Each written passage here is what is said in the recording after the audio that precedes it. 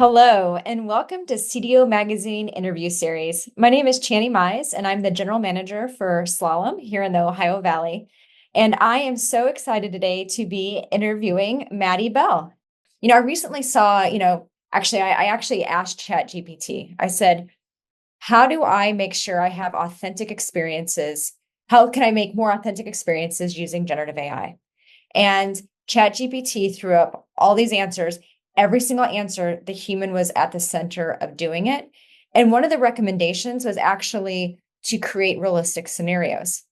And so have a realistic use case. Don't have that big, 30,000 foot problem, but have something realistic. Scheduling a meeting is a great example. So can you talk to me a little bit about have you helped people, or how have you helped think through those micro tasks that can help have massive impact?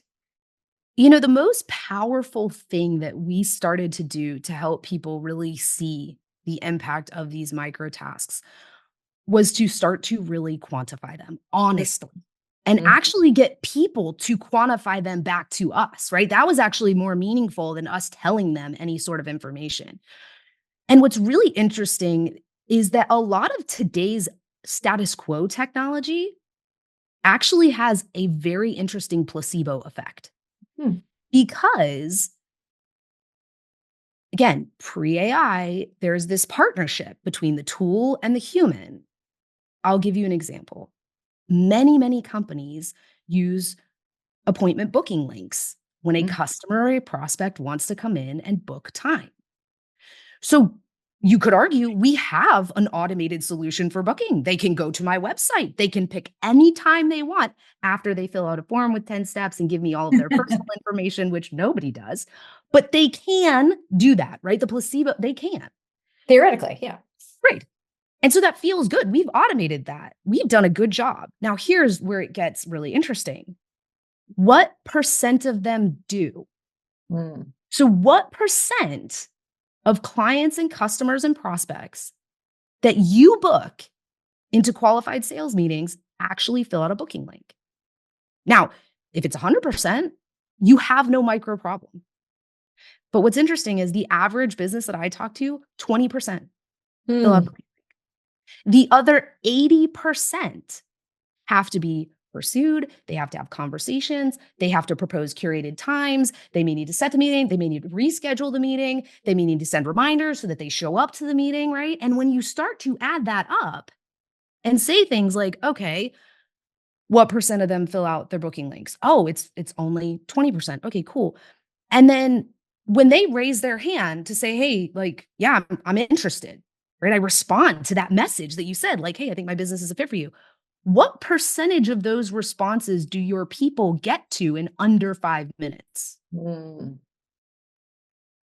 Because we have the automations that push out the messages, right? We send tons of one-way communication in hopes that someone says, okay, I'm down. And then what do?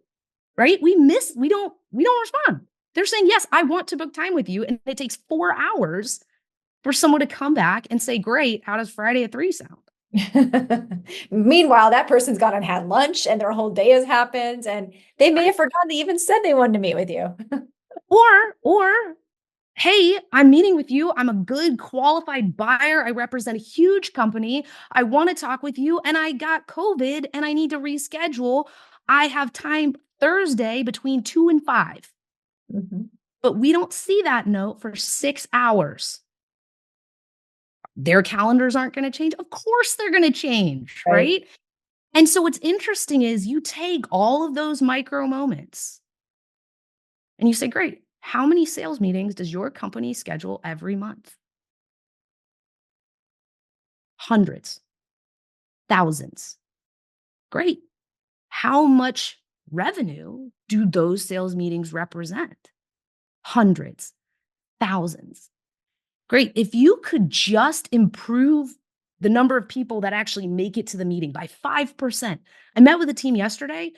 Their monthly opportunity for just ensuring 5% more people show up to the sales call was $243,000. Wow. So the thing about these micro moments is that people compensate and they don't think critically about like, man, this is really a problem. And what's really, really cool, actually, on the flip side of all this is you see a lot of debate right now about, the role of AI, what its role is on the team, responsible AI, right? We're working with people in Cincinnati, like that is core to what we believe and what we are building. But it's really cool because I have not met one person who's like, do not reschedule my meetings for me. The horror, right? Right. The horror. Or do not reach out to that prospect who has a question at 2 a.m. I personally would like to wake up, turn on all my lights, and go talk to them about SaaS, right? And so that's kind of cool too, right? So we have these ability to go in and give it the right role on the team that Mhm. doesn't, you know, try to over replace humans, but it does put the tech in the place where it is uniquely stronger, right? Why are people bad at following up after a meeting?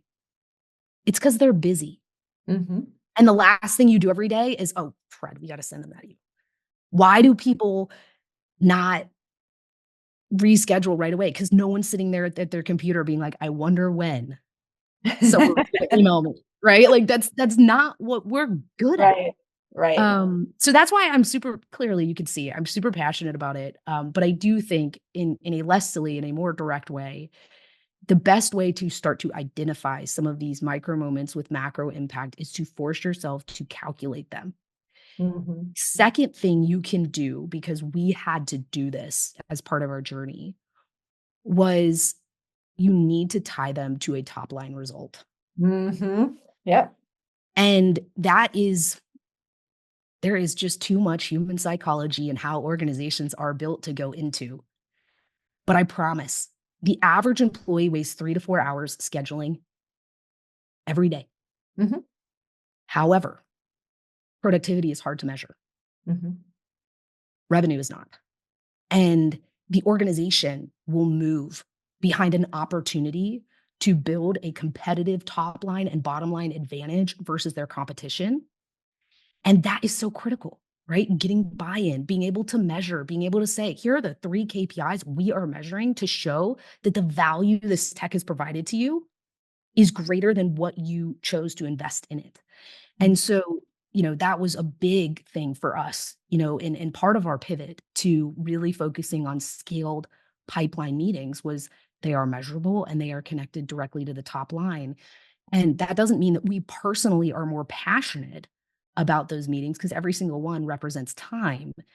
But we know that organizations are able to more efficiently and effectively rally behind those types of projects because we're human and it's on our scorecards. Yeah. Yeah. No, I love all that. So quantify the impact, understand the magnitude, right?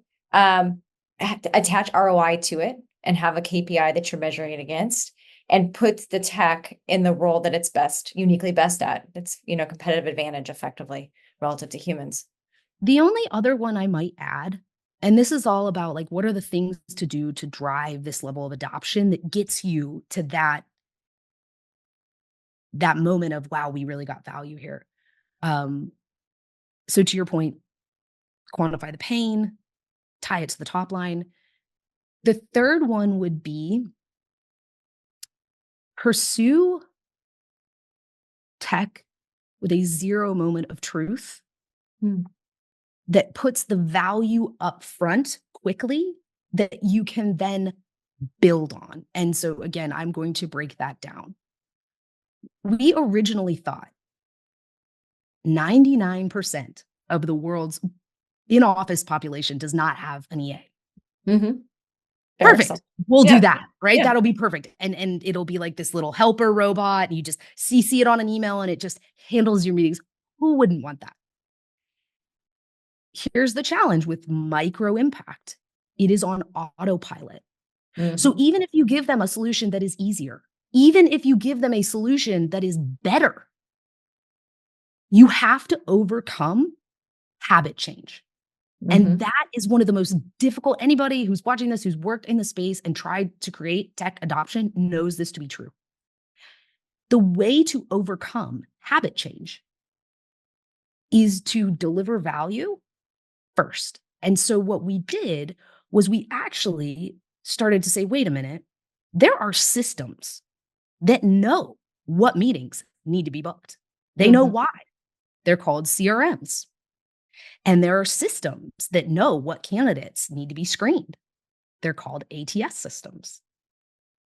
So if we can have those systems trigger our AI at the right moment in time to go out and say, hey, this is why it makes sense to meet, grab 3 times, propose it on behalf of the sales rep, actually book that call and have that person show up on a Monday and say, whoa, where did that meeting come from? Mhm. It was fascinating because instantly the AI was not held back by habit change, one. And two, craziest thing in the world happened. People started saying, wait a minute, can I start using this? And suddenly the co-pilot habit reemerged. And so we were able to do that in small places and scale in and outward.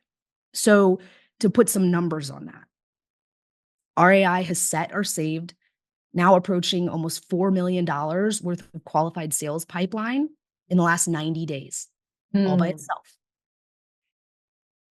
And people are seeing it work. They're experiencing it, but they're not actually using it. mm. Mind shift. But then when they see it and they're like, wow, this thing is cool, they start to say, well, what else can I do with it? Well, we could now, instead of working, to get people when they raise their hand on your website or they respond to your email, what about the people that just signed a contract who now need to get into an onboarding session? Should we do this with them? Okay, cool. What if, these people, and then you can start to actually create that force multiplier within the organization. Yeah. Yeah. No, that's great.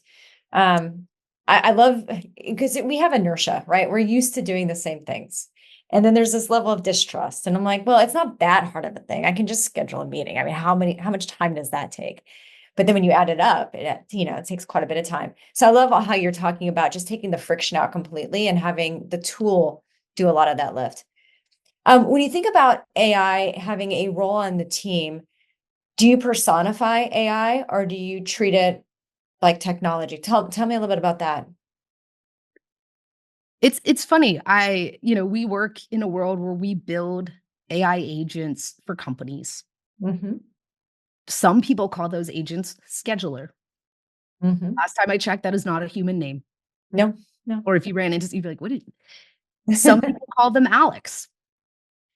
And I think it's interesting, right? Because first of all, automation has already been there for a long time, right? Right. Like we have received emails from Alexes who are not Alexes for a long time. I actually sadly only found out about that recently because I lived inside the ivory towers of a big co and had no idea that they didn't really know my name and we were friends. So it's okay if you didn't know that. I was part of that group.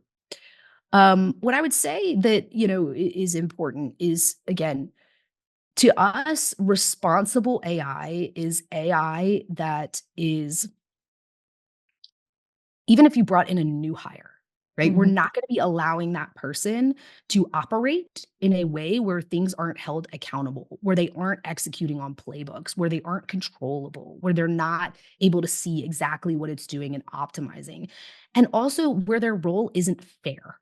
So mm, again, for us, it's like, when does the AI come in, right? Like it's pivoting off of automated outreach, it's making booking easier. Like that's a fair role, right? If it's coming in to close the deal, I would argue we've crossed a line. And so certainly there are different perspectives on this. We allow our customers the right to choose how they want to use their automations.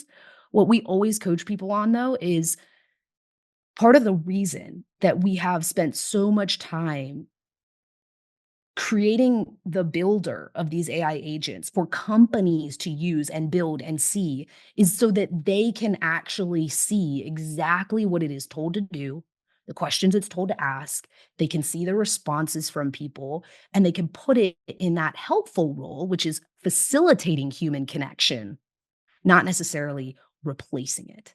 Um, mhm. Now, You could talk to 1,000 people, and I think they could give you 1,000 different points of view. And that's why we've created some flexibility in how we allow people to use the tech. Yeah. But I will say that flexibility comes with a framework. We have also made very real choices on things that we absolutely will not do.